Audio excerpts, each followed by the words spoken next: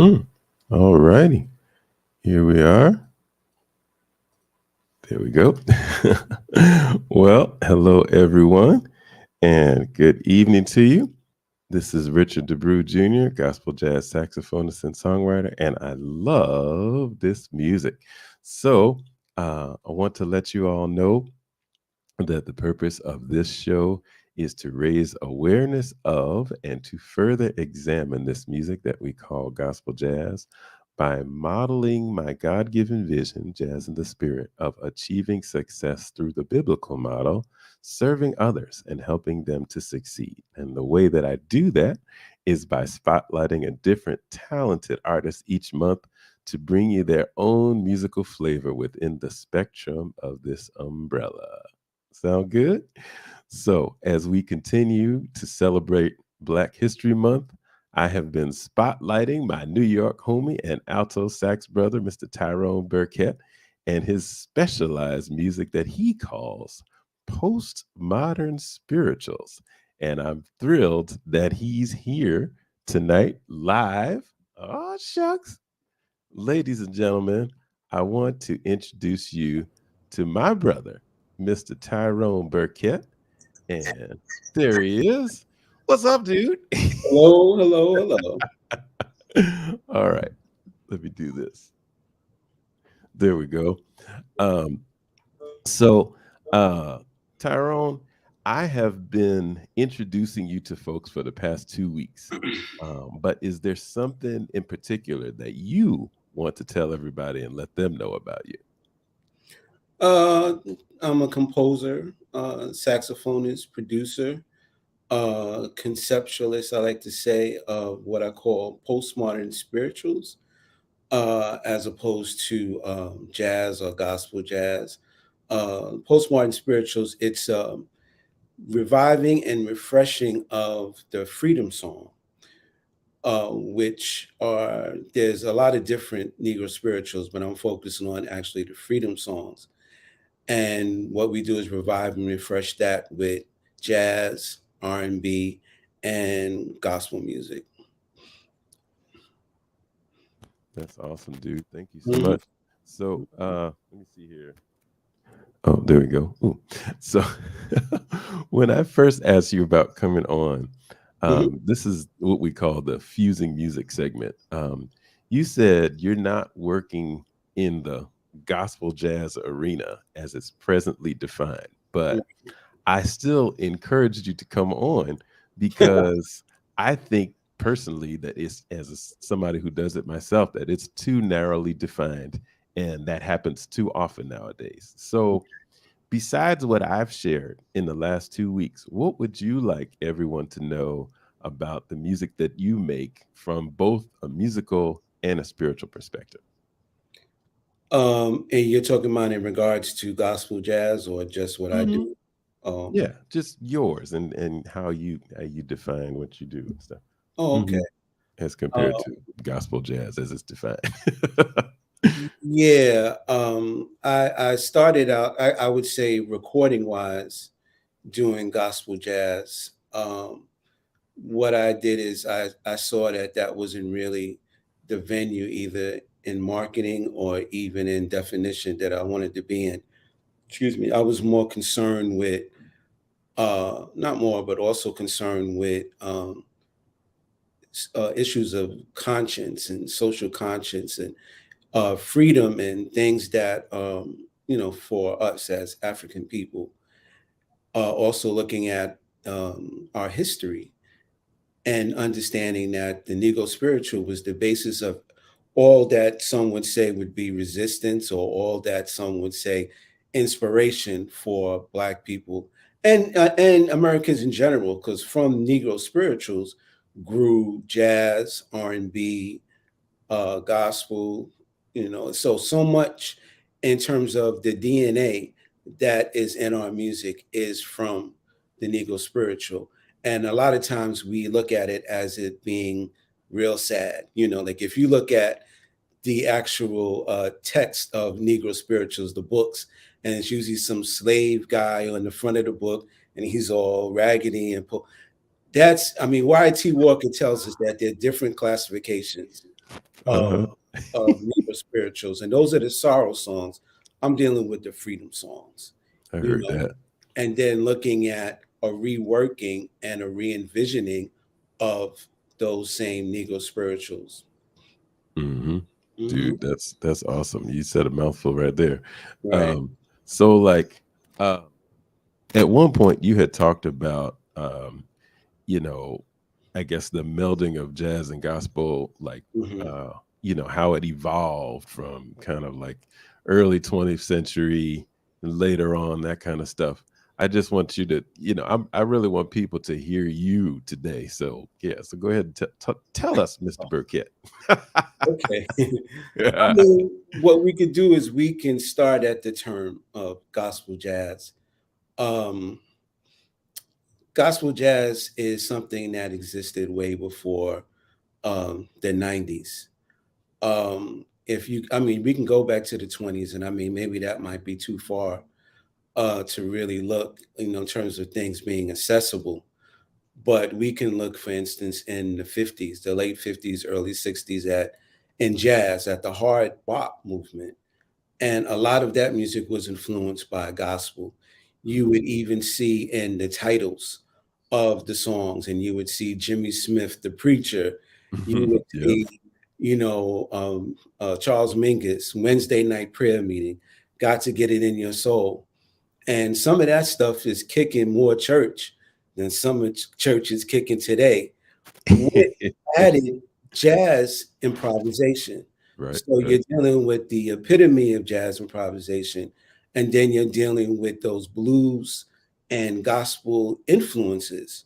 So if you want to say gospel jazz, gospel jazz, existed around that time, early in some form, but I think that's a good place to start because anyone can get on YouTube or on iTunes and just listen and catch up with it without doing any a big amount of research.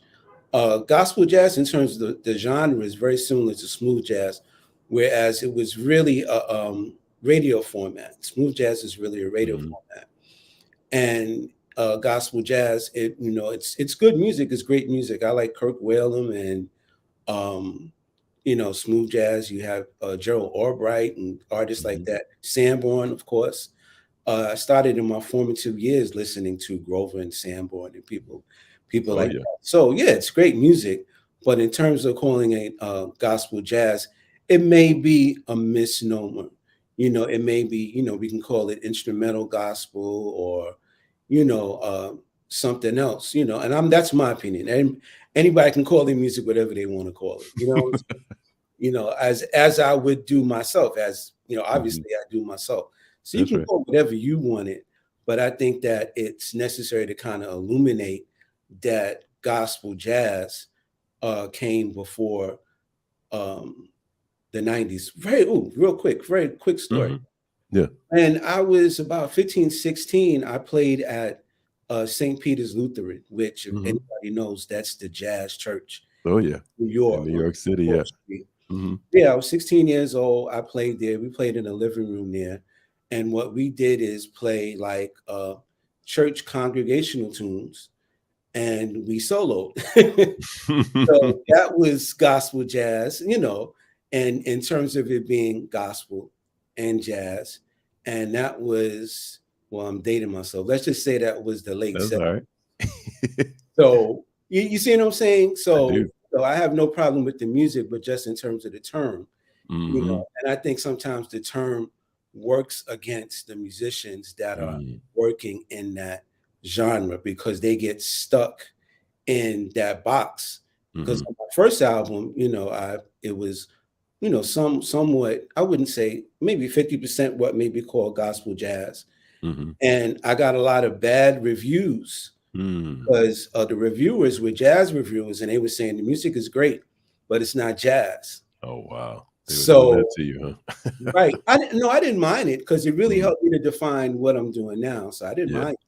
And I got some good reviews. And then the reviews that I got on the second album referenced the first album saying, well, you can see that this guy had some good concepts that he can play. I'm glad Mhm. that he's doing something different now. So yeah, A literally, gentle rebuke. Right. Uh-huh. So I saw it as very encouraging because I looked at Mhm, it as a way of development. I was mhm, developing and somebody made note of that, so mhm. that was great. So like I said, it's good music, but Cool. we may want to redefine it, and especially for those people that play in churches, Mhm. if you take out the jazz, you may find that you'll have a lot easier way to, and that's a whole nother show. You'll find you'll have an easier way navigating through the church realm because Mhm. they still are kind of, they don't want to hear jazz. Yeah, that's a word that has a lot of Yeah, stigma. but you're just playing the music, and Mhm. you might get a different response. Right, right, which happens often. Right. So tell us about your postmodern spirituals, and I was gonna see if we could get into some of this, some of your music a little bit. Hmm. Mhm. So, this is the song that you had called the Postmodern Spiritual. Did you wanna say anything about it first, or just let him hear it? Oh, you can let them hear it. Let everybody All hear right, it. y'all. So this is one of Tyrone's songs called "The Postmodern Spiritual," and it's his wife Paula Ralph Burkett who's doing the spoken word. Yay, Paul.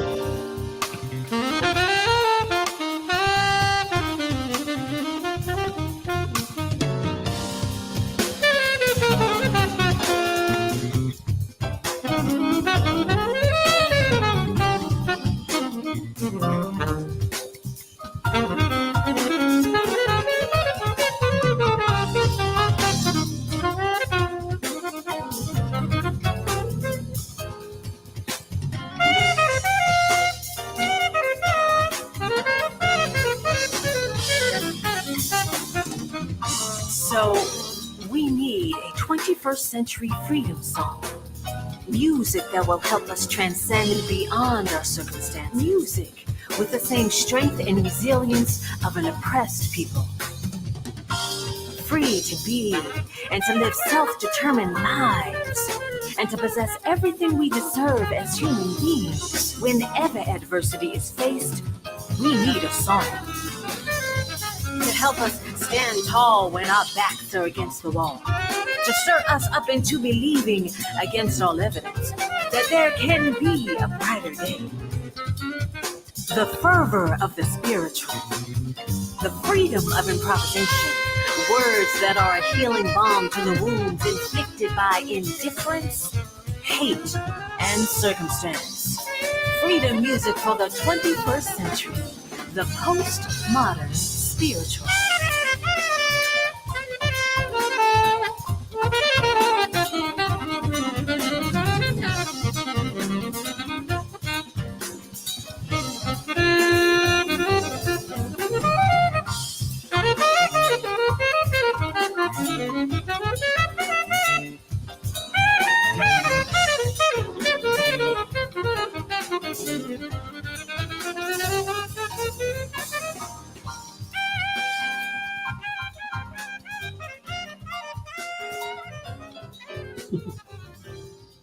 Oh yeah.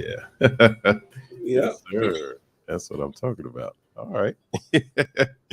That's Postmodern Spiritual, y'all. That's actually the name of the song. And this is off of his is it called Emancipation, or the album was called Postmodern Spiritual? The album is called Postmodern Spirituals. Yeah. Gotcha. All right. So y'all go check that out because it's out there. Where is it that you have it? On Bandcamp. On Bandcamp, right? Well, it's Right. on iTunes. It's on It's on iTunes, iTunes too. Awesome. Bandcamp. Yeah. Yeah. So y'all go check that out. This is some music that is wonderful, and you may not necessarily hear it, on the places that you normally go to hear music, but that's part of the reason for this show, to Right. let you hear some stuff that you're not going to hear otherwise. Right. And so, but it's wonderful. Right. So, dude, I'm going to shift into the connecting people segment here. Sure. And I want to just ask you, how do you feel your music has helped to connect people and build community? Because that's another part of this whole thing. I think that in terms of, well, I get anecdotes are really the best. Narratives are really the best. What I like after our shows, even the musicians would say, this wasn't just a concert. This was like a whole community. This was, everyone Mhm. is sharing.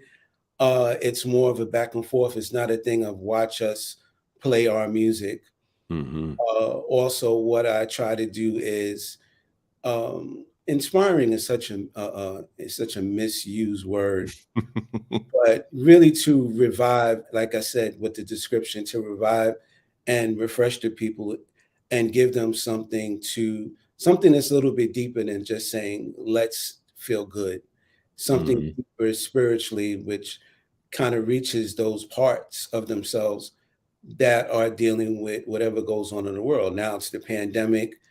When you're dealing with social justice issues, you have people that are in different stages of, economic distress. Um, so the music speaks to the issues, and then it speaks to the person themselves. And I think that what is really missing sometimes is just this thing of let's just play the people happy, as opposed to give them something substantial to go home with, or something substantial for them to listen to. Mm-hmm. I can go deeper. I don't want to go too deep. No, that's cool. You giving a lot of stuff here. Yeah, And I think, as you talk about, reaching people where they are and giving them something, you know, that old song, giving them something. It was in a whole different context, right. but people do need to feel like there is a transformative power to this music, you know, and it's different than just, Let, I know we'll save that one for the next let one. me let me tell you a quick story. Let Go me tell ahead, go ahead. you a story. We were playing at the Schomburg Center of Black Culture Uh-huh. in Harlem. We Yeah. played there a few times because we had a good relationship with institution and programs, the Cool. programming there. And they said, "Well, hey, would you like to play at the the street fair that they had down the block?" So we Mhm. said, "Sure." We didn't have to bring our instruments, just what we can hold in our hands. So we Mhm. went down and we did a set, and it was, came out beautiful. It was fine. Mhm. Lady had walked up to me, not I shouldn't even say walked up to me, and it reminded me of when I was a kid, not even a kid. It reminded me of back in the day when somebody came up to you and they said, "You got a dollar? You got a Mhm. dollar?" You knew, can you help me? And you knew it was substance abuse. Mhm. But she came to me in that manner saying, "Can I have a CD?" And I was like, "You Wow. need a CD?" She says, "No, I need a CD. Wow. I need a CD." And when she said need, that just hit my heart. And so we were about a long block away, and I said, "Let's run back to get you a CD. I'll be back." But by the time we had came back, she was gone. Oh, man. So Mhm. at that point, I had really, I mean, and we can go deeper that I didn't have an epiphany about serving people that day, but I would say that it deepened, that mission to really Mhm. say, this music can really help and heal people Yeah, beyond just making them happy. that's what's up. Yeah, Yeah. Thank you for sharing that, dude. right, That's the kind of stuff that really makes a difference. right. And speaking of making a difference, that's kind of the third aspect of this show. I chose a theme. I said, keeping the main thing, a thermometer versus thermostat. So this is my question. I just want you to kind of, talk a little about it. In our quest to get radio airplay and appear on the charts, sometimes I feel like we as artists, we change the music to suit our environment rather than seeking to change the environment through or as a result of the music. So my question to you is, how has writing grants, getting commissions to compose allowed you to stay true to how you feel led to express yourself? And can you give us one or two examples of like some impactful concepts that you've been able to express through your music? um, what happens in terms of going into the funding space is that you're given money. You have to submit an idea, a concept, which has to somehow be considered innovative. And then you are put against other contestants other contestants, other people that are submitting. Price is right? So, and then they pick and they give you this money. It could be project based, which means for a particular project that you're telling them you're going to do, or it could be fellowship based, which they just give you money because they say, hey, you got a great idea. And I mean, those break down to different categories, but let's just talk about that.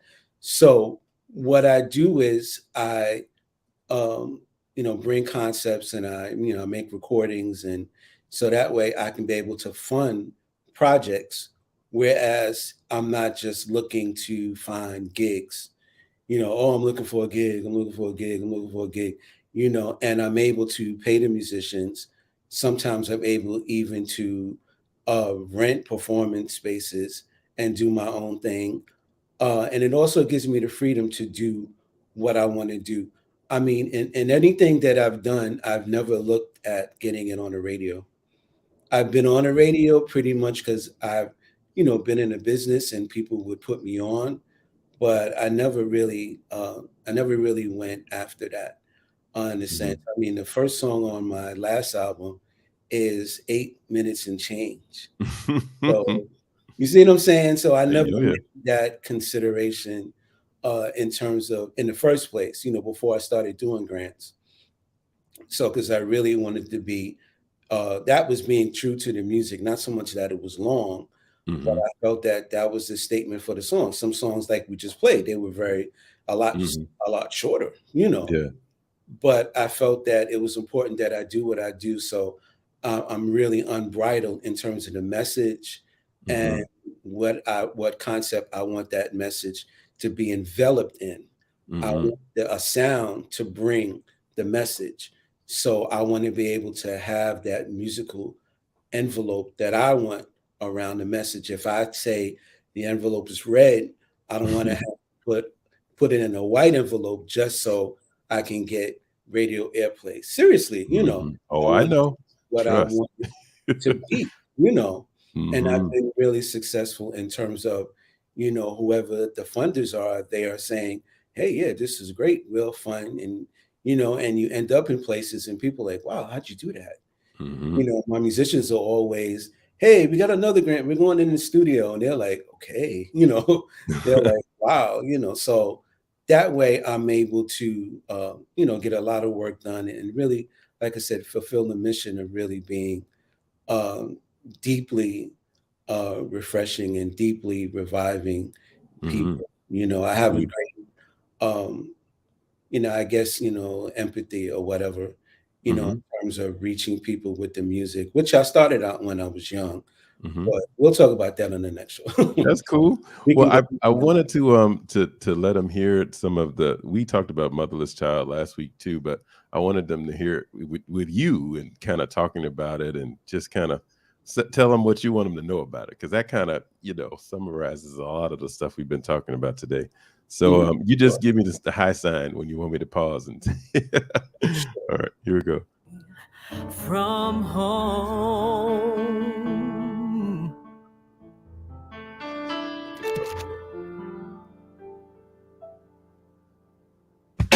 oh my brother,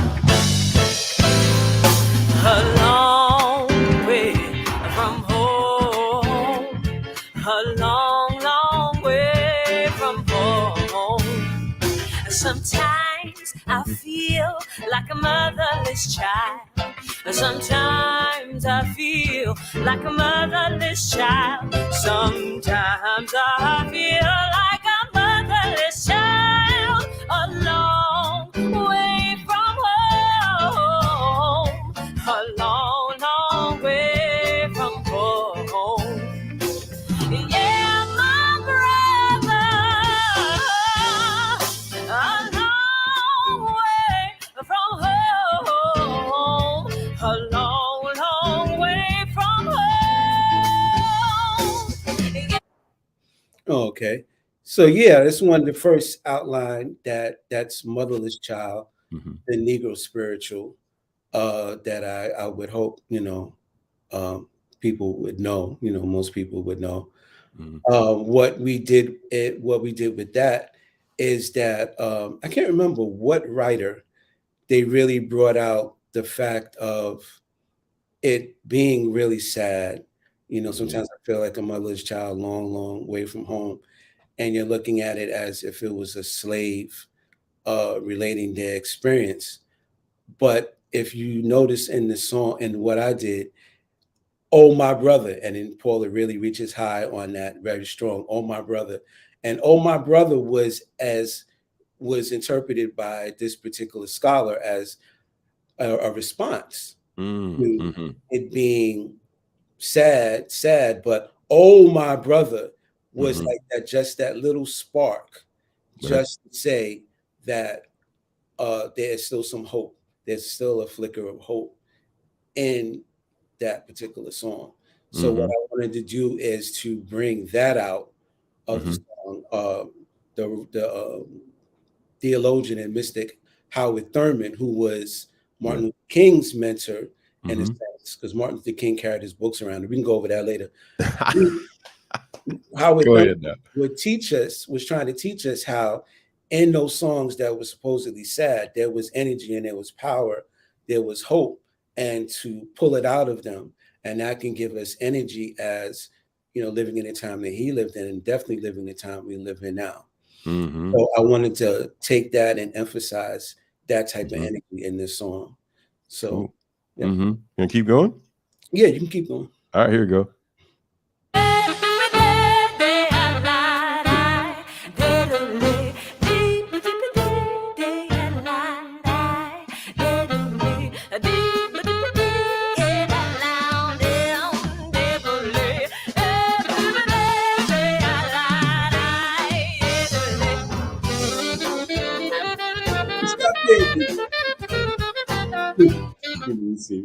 Yeah, you can stop there before. I know you want to get into sax solo. Yeah, yeah, so just quickly on that hook, what I wanted to do there is again bring, as you see, the very joyous element into the arrangement. To really, as you responded to it, that's how I like to have people respond to it. So that would bring it up to another level. So you can play the solo.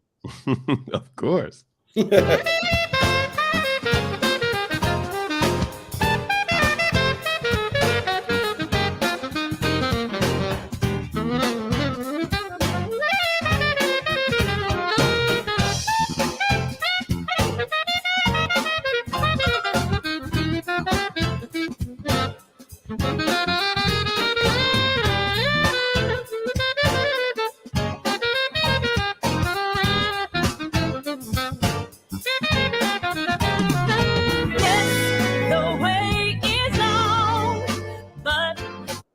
Yeah. So if you could, just to stop there real quick to talk about the solo, when we talk about gospel jazz and whatever else music you're talking about, in a gospel jazz format, they may not have played me on the radio with a solo of that kind because it has things in there that I'm doing. I don't want to go to music analysis, but we'll do that another time too. Yeah. Stuff that I'm doing where in a very tight format in terms of gospel jazz and in terms of smooth jazz, which, sometimes overlap each other, you would not be able to get away with a solo like that. So I just want to illustrate that. If you want to just run it back and right before Paula comes back in, and remember that hook. So if you want to bring it back to. So just keep going from there or after or early? Yeah, just when the solo goes into back to Paula. So you go back like 3 seconds. Yeah. Yeah. Okay, let's see. If you can. Let me find it. Leaving the pain of yesterday to be free in my. Is that what you're talking about? No, you can go to the sax solo. Oh, okay. Before that. Yeah, you can let it go.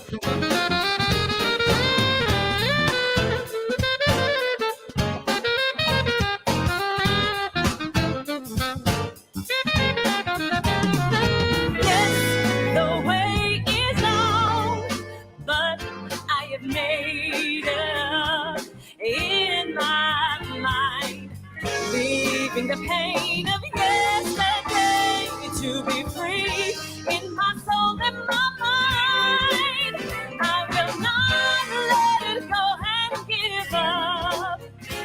Paul is not out. Yeah. So yeah, the vocalist is Paula Ralph Burkett. That's my wife.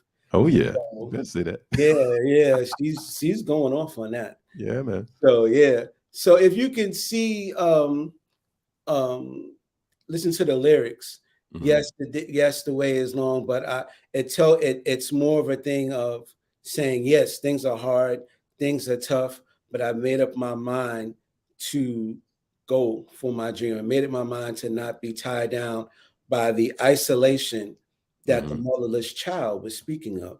All right So now. to not be depressed like the motherless child was speaking, to not be burdened down and downtrodden like them, but I am rising. I'm affirming myself. I'm Mhm. affirming my faith, and as we go talk about the Negro spiritual, I'm affirming my faith in God. I'm Go ahead affirming now. the faith that's in me. So then that brings again into up to another level. So it's like, wow, you start out sad and then you're coming to this point of strength. So Awesome. that was the thing. That was the idea in terms of that particular section. Mhm. Also, musically, melodically, if you see that the hook has a relationship to that section, because Mhm. what it is just a slow down version of the Ah. right. So those are the kind of things that people give you grants for. So Ancient Bronx secret, huh? right. So they say, wow, that's pretty slick, because being that they're studied musicians and, we're talking about DMAs and PhDs, they hear that and they said, oh, wow, that's, so in a gospel jazz format, smooth jazz format, radio format, you wouldn't, that wouldn't be anything that would really be Mhm. necessary, understood, or not necessarily received well. But yeah, I just wanted to focus on the lyrics to show that Mhm. now from a motherless child, you're not now in a position of strength and self-determination and going for whatever you think it is that you can go for. You're no longer enslaved. You're Mhm. no longer bound.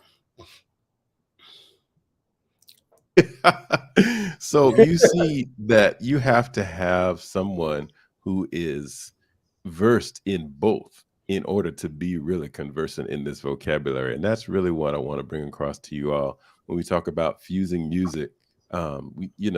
Tyrone has spent time in both worlds, in the church world and the gospel world, like deep into it. And he's also spent time, quality time, in the jazz world, deep into it. So that all of that, you can hear all of that in his music. And we're just really so thrilled to have him. We're not going to try to put it all in one day. We're going to bring him back next Wednesday too. Would that be cool with y'all? Yeah. Y'all put some comments in the chat and stuff. So we want to talk to you. But Tyrone, why don't you tell them where they can find you, and if you have something coming up that they can check out, in the near future. The best place is to check out Tyrone Burkett. Yeah, my name is right there. To go on the website called Bandcamp, Mm-hmm. and then just put my name in there, and you'll be able to hear our last album. We're going to be doing a lot of new music from now, putting out a lot of new music from now to the end of the year.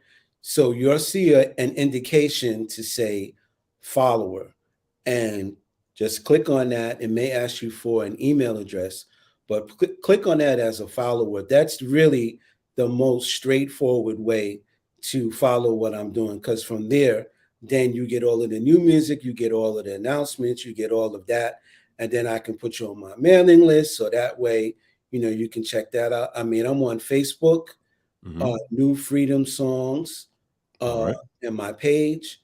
Don't go on my YouTube. I put nothing on YouTube, but you can, You you got a can couple of things up there. maybe some old stuff. Yeah. But yeah, I'm really just on Facebook, on Instagram somewhat. But if anything, and I'm not Like really now. that, I will be more on social media. I eventually. But like I said, go to Bandcamp, BANDCAMP, bandcamp.com, put in Tyrone Burkett and become a follower. So that way, when you're there, you can hear the last album. And then when the new music comes out, you'll be like the first person to get it. Because that's why That's I'm what's going to up. put it on. You'll get it before iTunes and everything. You'll be Mhm. the first one to get it. And like I said, you can be on the mailing list you put your email in, and then wherever we're going to be, wherever it's going to happen, you'll get the information as well. We're also doing at this moment, we have a lot of things unconfirmed, but at the moment we're going to be doing two Juneteenth events. All right now. On June 17th at Symphony Space in New York, and one on the 19th that would be upstate at Kotzebue Cultural Center, which is mainly a dance center, and we'll be collaborating with a dancer for a new work at that location. Yeah, but like I said, click follow, you'll get all this information. But you can find me on iTunes. You want to, you can do that. But please get on Bandcamp, just like band, like a band, camp, like a campfire.com, and search for me there, click follow so that I can get everything to you. That sounds great, dude. So yeah, that's really the meaningful way to follow Tyrone, because he wants to really make a connection with you all. It doesn't have to be with a particular company or whatever. He wants to get to y'all. So definitely hit him up on Bandcamp. And this video will be up on all these formats. So if you didn't get it right now, you can go back and get it and write it down and then just go ahead and do it. So, dude, man, I thank you so much. It's so great to have you here finally. We've been talking about you for a couple of weeks, but it's great to have you. Let people hear from you directly, and just the body of knowledge that you speak from and you impart through this music. It definitely comes through. So we definitely want to thank you. So just let everybody. Oh yeah, go ahead. So what, you want to tell them something? No, I said thank you for putting me on. Thank you for. Oh yeah, definitely, dude. So next week, February 23rd. That's a week from today. We're going to be back, and we're going to talk to Tyrone live again. So we're going to be talking about keeping the main thing, part 2, the God connection. So that's a whole. We touched on a little bit tonight, but we're going to touch on it a little bit more next week. And of course, we're going to hear some more Tyrone Burkett music, which is great. So, dude, thank you so much for being here. And everybody, y'all go follow Tyrone. You see his Instagram thing right there. You see his Facebook stuff right there. So go ahead and follow him. And we want to thank you all for being here, of course, with Jazz in the Spirit, where we fuse music, we connect people, and we make a difference. And while we're following, let's go ahead and follow Jazz in the Spirit too, because we want to make sure we get all of this stuff. You know what I'm saying? So it's on all those platforms. Just put Jazz in the Spirit and whatever, and you got it. So so guys, thank you all so much. We're going to see you next week. Same bat time, same bat channel. Shouldn't use a copyrighted thing, but it's all right. They know. It's part of the culture by now. But thank you guys, and we'll see you again soon. All right. Here comes our little theme song. All right, let's see. Fusing music, connecting people, making a difference. This is Jazz in the Spirit with Richard DeBrew Jr. All right. Good night, everybody. All right, T. Thanks a lot, dude. All right, man.